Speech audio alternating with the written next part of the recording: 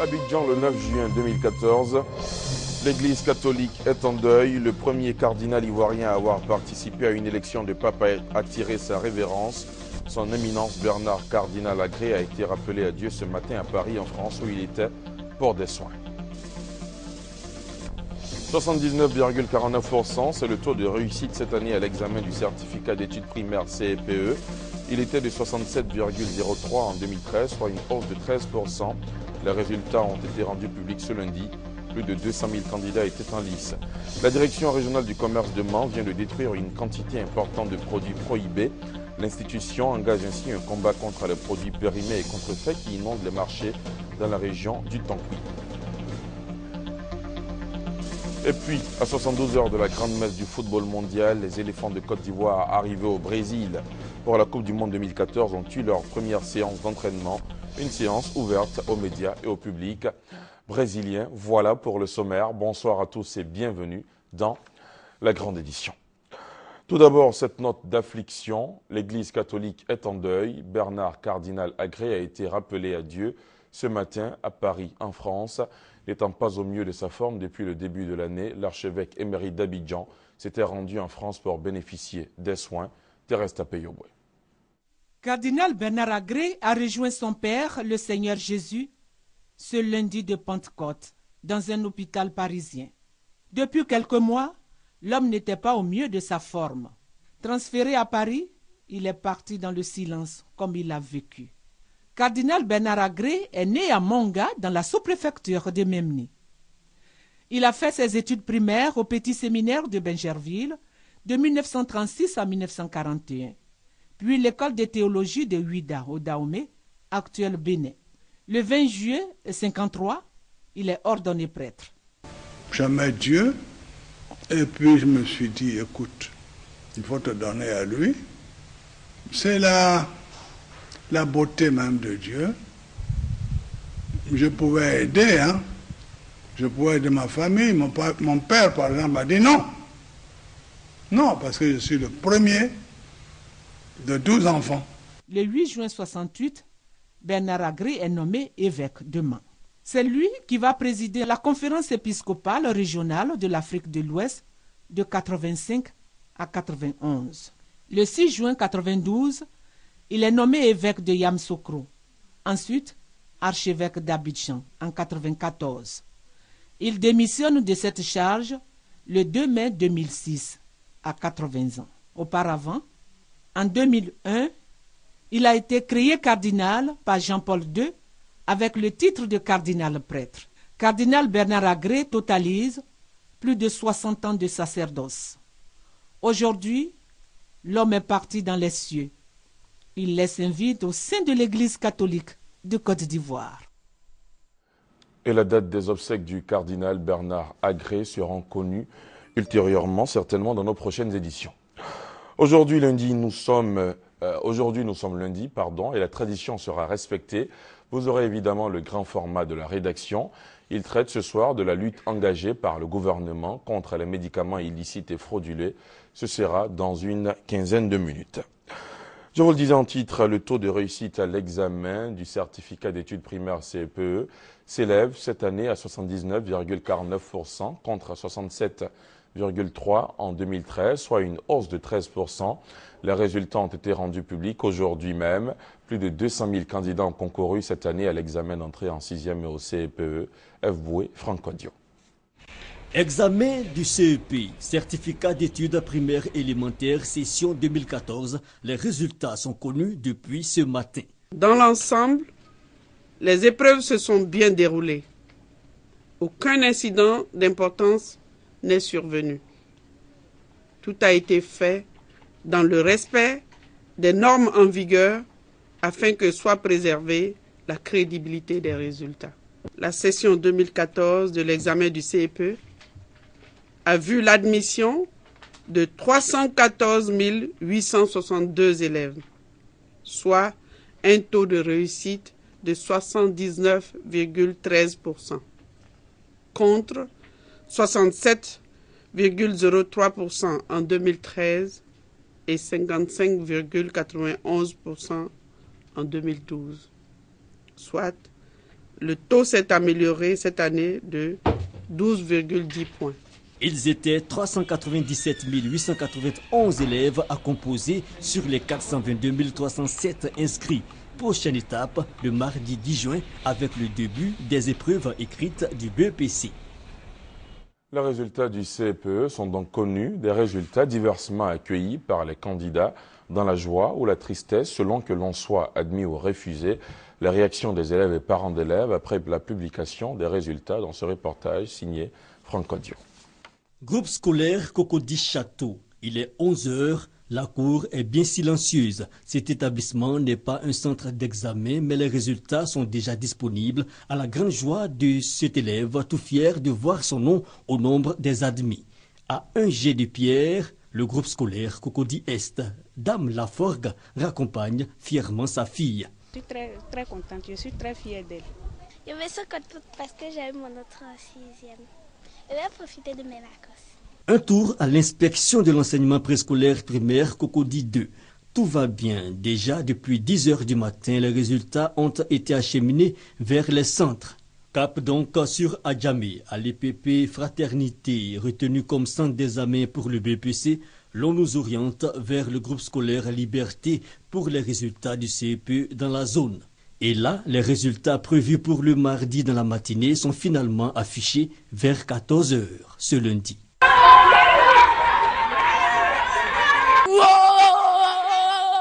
Je suis content parce qu'il a porté un pantalon et puis j'allais au collège. Après Adjamé, un tour à Yopougon, à l'EPP Port-Boué 2 Marché. Ici, le directeur de l'une des 2 écoles du groupe attend les 4 derniers candidats sur les 68 ayant composé. Ils sont 23 admis, soit un taux de 33,38%. Un résultat peu flatteur, mais qui a cependant ses raisons. Nous avons commencé les cours en novembre.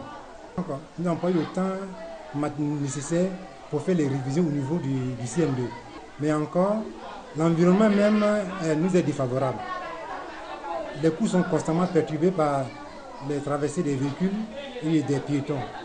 Nous demandons au gouvernement de nous aider à sécuriser les bâtiments et le personnel enseignant et les élèves par une clôture. Note satisfaisante tout de même, le taux de 79,13% au niveau national, soit une embellie de 12,10% par rapport à l'année dernière. 397 891 candidats ont pris part cette année à l'examen du CEP. Et pour la prochaine année scolaire 2014-2015, le début des inscriptions en ligne connu, il a été rendu public ce matin au cours d'un point presse animé par le directeur de la planification, de l'évaluation et des statistiques. Il a par ailleurs invité les élèves à s'approprier la procédure de cette nouvelle méthode d'inscription. Nou Sangaré, Doigt des Lasers. Pour cette année scolaire 2014-2015, l'inscription en ligne des élèves du lycée et collège débutera ce dimanche 15 juin 2014. L'information est du directeur de la planification, de l'évaluation et des statistiques. Dans la recherche de solutions pour un meilleur pilotage du système éducatif, un système d'inscription automatisé a été mis en ligne. Le directeur de la planification, Mamadou Fofana, invite les élèves à s'approprier cet outil informatique. Nous invitons par ailleurs tous les élèves à s'approprier la procédure d'inscription en ligne pour effectuer les inscriptions partout où ils se trouveraient, à partir de leur téléphone portable ou se rendre chez l'opérateur, sur leur tablette ou le site web www.men-depes.org. Cette procédure d'inscription en ligne a permis au ministère de l'Éducation nationale et de l'enseignement technique de maîtriser les effectifs d'élèves, d'identifier les établissements, d'avoir un fichier fiable et exploitable par les autres services et enfin d'effectuer une rentrée scolaire normale. Autre sujet, profitant d'une réunion du Conseil national des Burkinabés vivant en terre ivoirienne tenue samedi au plateau, Ibrahim Ba, directeur général de l'Institut national de la statistique, a sensibilisé les ressortissants du Faso à soutenir l'opération. À une semaine de la fin du recensement général de l'habitat et de la population, la communauté burkinabé a dit son engagement à œuvrer pour que tous les Burkinabés, où qu'ils soient sur le territoire national, reçoivent cette information. Hamza Diaby, Ben Touré. Il n'y a pas que les nationaux qui soient concernés par le recensement général de la population et de l'habitat. Il y a aussi les non-nationaux qui doivent prendre part à l'opération. Profitant de la tribune de la réunion du Conseil national des Burkinabés vivant en Côte d'Ivoire, le directeur général de l'Institut national de la statistique a appelé les ressortissants du Burkina Faso à adhérer massivement au RGPH 2014. On a entendu dire qu'on recense pour faire partie des gens de certaines zones. On recense pour que les autorités des fiscalités s'en servent. Nous sommes leur dire que ce n'est pas vrai tout ça. Vous comptez pour la Côte d'Ivoire, faites-vous recenser pour que la Côte d'Ivoire prenne en compte vos besoins de développement. L'appel semble bien perçu par les 35 délégations burkinabées issues de toutes les régions de Côte d'Ivoire. Vous avez des régions où il n'y a pas d'électricité, où il y a beaucoup de Burkinabés. Si c'est recensé, s'il faut mettre de l'électricité là-bas, ils mettront, ils ne diront pas qu'il y a des Burkinabés ou des choses. Donc, nous sommes contents et nous prenons l'engagement solennel d'aider, de nous aider nous-mêmes à expliquer à nos parents de se faire recenser. Selon le directeur général de l'INS, le taux de recensement est estimé aujourd'hui à 91%. L'opération lancée depuis le 17 mars dernier prend fin dans exactement une semaine. Un déjeuner débat a été organisé samedi par les anciens étudiants de l'école de commerce d'Abidjan, l'ESCA, un département de l'Institut national polytechnique Houphouët-Boigny, INPHB. Le débat a porté sur la problématique de la compétitivité des entreprises. Serge Gangomin, Patricia Oumouetia. Comment rendre les entreprises compétitives? C'est le thème de ce déjeuner débat des anciens étudiants de l'école de commerce d'Abidjan, ESCA. Ces anciens étudiants, aujourd'hui en fonction dans les entreprises privées et publiques, sont plus connus sous le nom de seniors ESCA. Sollicité pour éclairer ses fonctionnaires sur le sujet, Nyamien Konan, ministre de l'Enseignement supérieur et de la Recherche scientifique, a soutenu que pour rendre les entreprises plus compétitives, il faut produire des agents qui disposent de compétences conformes aux exigences actuelles des entreprises. Pour ce faire, il faut renforcer le système adéquation, formation, emploi et accroître l'option pour les matières scientifiques dans les établissements. Cette vision du conférencier est soutenue par les participants qui souhaitent une synergie d'action entre formateurs et responsables d'entreprise. Cette rencontre qui porte sur le défi à relever en ce qui concerne la compétitivité de nos entreprises est la 4e activité du genre initiée cette année par l'école de commerce d'Abidjan. L'ESCA est une école affiliée à l'Institut national polytechnique Houphouët-Boigny de Yamoussoukro. Je vous propose de faire maintenant un tour à Lataa, village de la région de Korogo, qui était en fête. C'était à l'occasion de l'installation du premier sous-préfet de la localité. Il a aussi été question du lancement des activités de la fondation Ensemble pour bâtir Lataa. Kwadio Kwame. Par le décret numéro 2010-230 est créée la circonscription administrative de Lataa, région de Korogo. Une longue attente qui n'entame en rien la joie de la population. Lataa est un gros village. Aujourd'hui, vous demandez les enfants, les vieux, les jeunes, tout le monde est vraiment ravi de voir qu'enfin Lataa a son sous-préfet. Nous devrons nous mettre au travail pour aider l'autorité à nous aider à aller dans le sens du développement pour que Lataa devienne une cité prospère. Pour le préfet de Korogo, le sous-préfet est responsable de la tranquillité publique, de la sécurité et du maintien de l'ordre. Une mission d'autant plus importante et attendue dans cette nouvelle circonscription administrative où tout est à créer et tout est à mettre en place. C'est pourquoi le nouvel administrateur a appelé ses administrés à l'union et à la cohésion sociale pour impulser une dynamique de développement à Lataa. À la cohésion autour du sous-préfet, à privilégier un esprit d'échange pour sentir effectivement les effets du rapprochement de l'administration des populations. L'occasion était opportune pour les fils de ce village de procéder au lancement des activités de la fondation Bâtir Ensemble Lataa, village d'agriculteurs, défenseurs et promoteurs de la culture Sénoufo. D'améliorer l'outil de travail. Le peuple Sénoufo est un peuple très travailleur. Il suffit de peu pour améliorer ses conditions de vie. Nous souhaitons également revaloriser la culture sénéfo. Vous avez vu les danses, le bolé, mondialement reconnu. Le ministre d'État, secrétaire général de la présidence, a surtout appelé les forces vives de l'ATA à regarder dans la même direction pour le développement de ce terroir. Toutes ces actions de développement, qu'elles soient posées par l'État central ou par vous-même, ne peuvent prospérer que dans l'union. C'est pourquoi je voudrais encore une fois vous appeler, vous, les fils et les filles de l'ATA, à l'union. Je voudrais vous appeler à resserrer vos rangs autour de la fondation. Et la mobilisation de ce jour montre que la fondation est promue à un bel avenir. Le nouveau sous-préfet était en service à Alépé. Des jumelages de la nouvelle sous-préfecture avec plusieurs localités ont été annoncés. Les secrétaires généraux du RDR de Thiébissou se sont rencontrés il y a quelques semaines au siège du parti de la ville. Au cœur de la rencontre, la remobilisation des militants pour la victoire du président Ouattara au premier tour à la prochaine présidentielle de 2015. Les explications de Doigt des Lazers. Les militants du Rassemblement des Républicains de Thiébissou en ordre de bataille. Les secrétaires généraux des sections du RDR, des sous-préfectures de Thiébissou se sont donnés pour objectif la victoire du président de la République Alassane Ouattara aux élections présidentielles de 2015.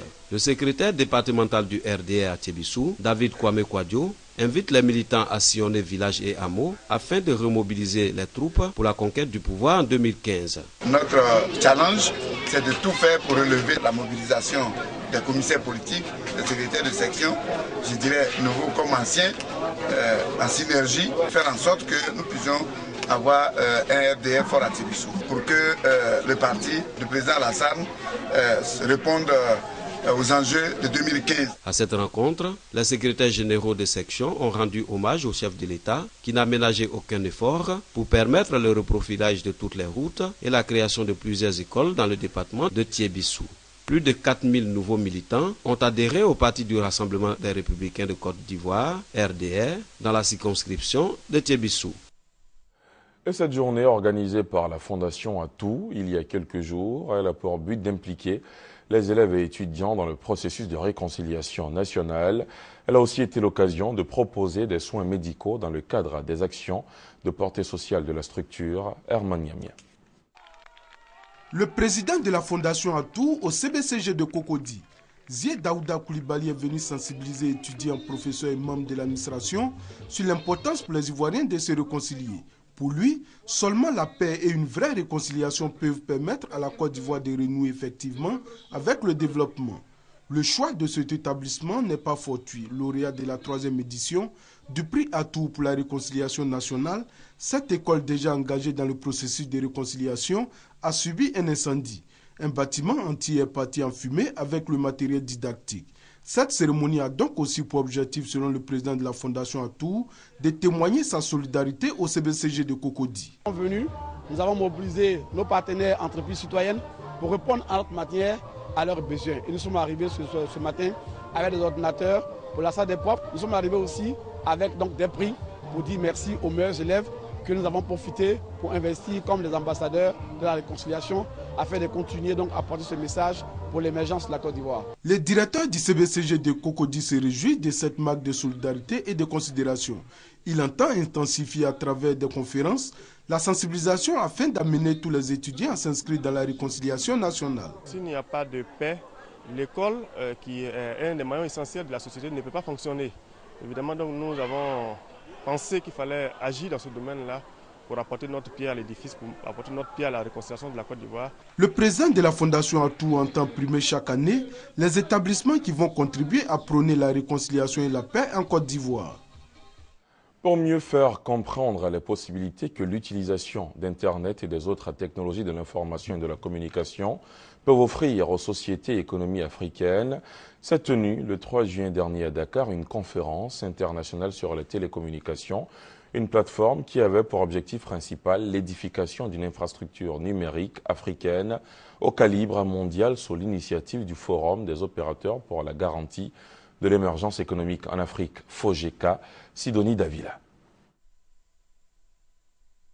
Cette conférence sur les télécommunications a réuni une trentaine d'experts venant de divers pays d'Afrique et d'Europe.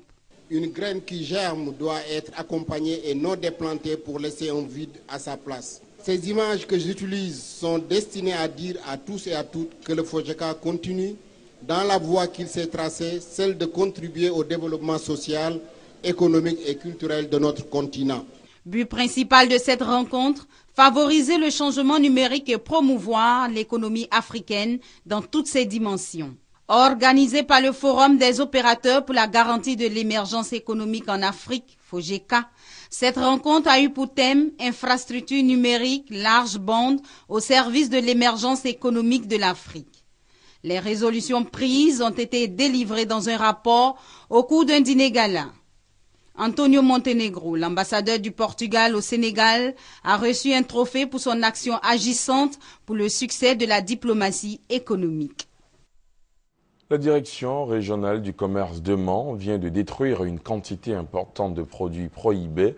L'institution engage ainsi un combat contre les produits périmés et contrefaits qui inondent les marchés dans la région du Tankwi. Le témoignage est signé Thérèse Tapé-Yoboué. Ce sont plus de 6 000 espèces de produits jugés dangereux qui ont été incinérés par la représentation régionale du ministère du Commerce. Ces articles frauduleux et périmés ont été saisis sur la période allant d'avril 2013 à mars 2014. Les localités de Mans, Zouaounié et Sipilou sont constamment inondées de produits de contrefaçon provenant des pays limitrophes à cause de la porosité des frontières ouest de la Côte d'Ivoire. Ces produits-là sont très fréquents dans notre région. Je voudrais que l'administration nous permette de disposer de plus de moyens pour vraiment retirer ces produits qui rentrent par tous les moyens. La direction régionale du commerce engage ainsi un combat sans relâche contre les éventuels contrevenants à la loi et appelle les populations à la vigilance. Selon elle, tous les moyens seront mis en œuvre pour protéger les consommateurs en extirpant des marchés ces produits prohibés.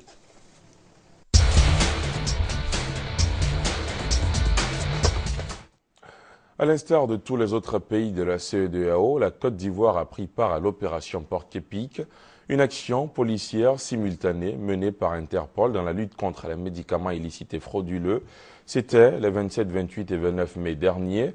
Ici en Côte d'Ivoire, l'opération s'est déroulée dans 5 zones et elle a abouti à la saisie de près de 180 tonnes de médicaments prohibés, une prise largement au-dessus de celle des autres pays. Hamza Diaby revient sur cette opération drastique menée contre ce commerce illicite et c'est le sujet du grand format de ce lundi soir. Abidjan, Plateau, la préfecture de police. Au bout de ce couloir, 3 entrepôts hermétiquement fermés. Derrière les portes, des piles de sacs et de cartons. Leur contenu, des médicaments frauduleux ou contrefaits. 65 tonnes environ saisies sur les marchés du district d'Abidjan. Les médicaments ne doivent pas être vendus dans la rue parce qu'ils comportent trop de risques. Ils comportent trop de risques. La manipulation des médicaments par des personnes autres que les professionnels est avérée. Les médicaments retirés du marché pour des raisons de santé publique s'y retrouvent. Lui, il est retiré du marché il y a 5 ans. Mais il porte la date de fabrication avril 2014. Et il se périme en 2018. Oh, il n'existe plus même sur le marché. Ouais. Il est retiré. En plus du district d'Abidjan, l'opération s'est déroulée dans 5 zones du pays. San Pedro, Mans, Bandoukou, Bouaké et Bonoufla à 30 km de Daloa. Une action qui s'inscrit dans le cadre de l'opération Porc-Épic menée de façon simultanée par Interpol dans les 15 pays membres de la CEDEAO du 27 au 29 mai dernier après une année de préparation. Une opération qui bien souvent a viré à l'affrontement. À Bouaké, je vous assure que la population du marché a été très hostile. D'autres armés de gourdins, de couteaux, d'autres même également armés d'armes. Ils ont tenté d'envahir et plus de 100 éléments d'FSI nous ont aidés et que leur apport nous a permis de mener à bien cette opération-là. Au total, 176 tonnes de produits prohibés et frauduleux ont été saisies sur l'ensemble du territoire national. En Afrique de l'Ouest, l'ampleur du phénomène est indéniable. Les tonnages saisis parlent d'eux-mêmes.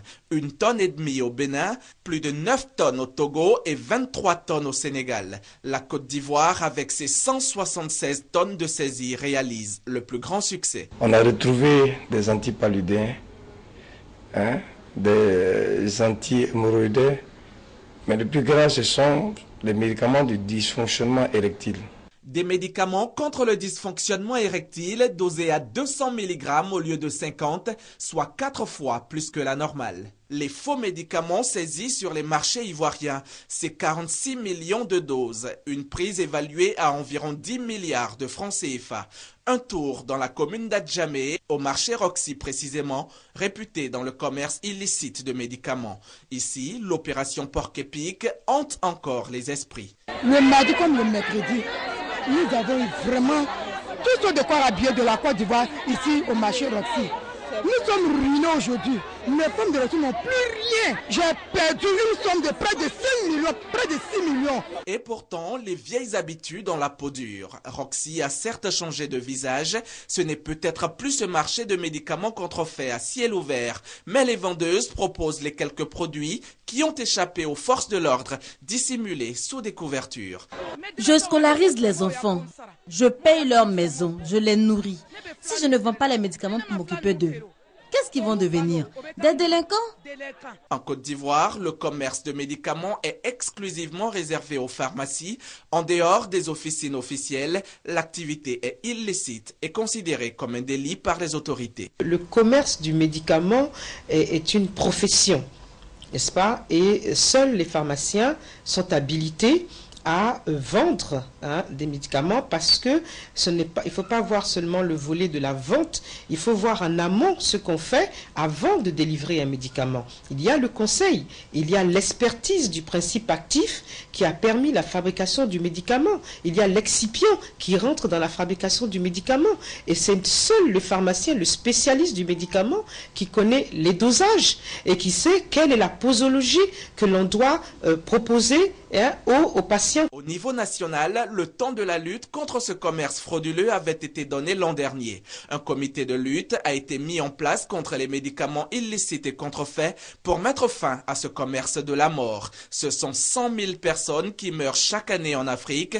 après consommation de ces médicaments. Les problèmes rénaux, c'est les problèmes d'hypertension artérielle, c'est toutes les maladies non transmissibles que nous avons et qui sont des conséquences directes de l'utilisation de utilisation des médicaments. Rendez-vous à l'hôpital. Fréquentez vos infrastructures sanitaires et allez dans les pharmacies, achetez vos médicaments. C'est la seule garantie pour une meilleure santé, mais surtout pour une bonne santé. Les enquêtes sont toujours en cours pour connaître les véritables origines de ces médicaments. Un commerce qui absorbe 30 milliards de nos francs. En attendant l'éradication complète et totale de ce fléau, le gouvernement a initié la vente de médicaments génériques à la portée de tous et accessibles à toutes les bourses. À la suite de cette intervention d'envergure, ce sont 26 personnes qui ont été interpellées, puis déférées au parquet. Certainement un avertissement pour les autres acteurs du trafic qui courent toujours. Le gouvernement leur a déclaré la guerre et il est déterminé à la mener jusqu'au bout. À 72 heures de la grande messe du football mondial, les éléphants de Côte d'Ivoire sont arrivés au Brésil pour la Coupe du Monde 2014. Ils ont eu leur première séance d'entraînement, une séance ouverte aux médias et au public brésilien. Aucune blessure ni indisponibilité dans le camp des Ivoiriens. Même Yaya Touré, absent aux 2 matchs amicaux, était de la partie pour la première séance d'entraînement sur l'une des 5 pelouses du somptueux centre Carlos Inn, sous haute surveillance. Échauffement, étirement sans plus, juste de quoi maintenir la forme. Aux premières loges, la presse nationale et internationale, mais surtout celle des futurs adversaires de la poule. C'est vrai, nous sommes favorisés par le classement FIFA. C'est vrai aussi que la Colombie a une équipe forte, expérimentée. La Côte d'Ivoire n'est pas novice dans la Coupe du Monde, dans le mondial. Et il faudra faire attention à cette équipe. C'est un match très important parce que c'est le premier. Ivoirien, c'est très fort. L'équipe japonaise est progressée aussi. Et alors, ça va être difficile le match. Et puis, il y a ce public déterminé à suivre les éléphants. C'est une grande sélection. Chez nous, à Guas de Lindoya, Nous tous, nous supportons le Brésil et la Côte d'Ivoire et nous sommes heureux d'être avec la Côte d'Ivoire. Je suis un fan et très fan de l'équipe nationale de Côte d'Ivoire, surtout de Didier Drogba, et c'est une fierté pour moi et pour mes amis de supporter la Côte d'Ivoire. À côté de ces Brésiliens, la sélection ivoirienne pourra compter sur sa communauté vivant au Brésil. Nous avons fait une tournée de prospection dans la ville. Nous avons rencontré les autorités, les clubs, les associations de présidents des clubs. Ils ont marqué leur disponibilité pour supporter la Côte d'Ivoire pendant le match. La mobilisation est totale. 2 autres séances d'entraînement et une conférence de presse sont prévues avant d'entrer dans la compétition face au Japon dans la nuit du 14 au 15 juin à 1h du matin GMT. Pour terminer, nous revenons sur cette note d'affliction. L'Église catholique est en deuil. Bernard Cardinal Agré a été rappelé à Dieu ce matin à Paris, en France. N'étant pas au mieux de sa forme depuis le début de l'année, l'archevêque émérite d'Abidjan s'était rendu en France pour bénéficier des soins. Il était né à Monga, à Alépé. Il a été baptisé à l'âge de 6 ans à Memni, à Alépé, où il a fait son cursus primaire de 1936 à 1941. C'est la fin de ce journal. Merci de l'avoir suivi. À 21h, retrouvez toute l'équipe de RTI Sport dans Lundi Sport. Moi, je vous dis à très vite. Excellente soirée. Bonsoir.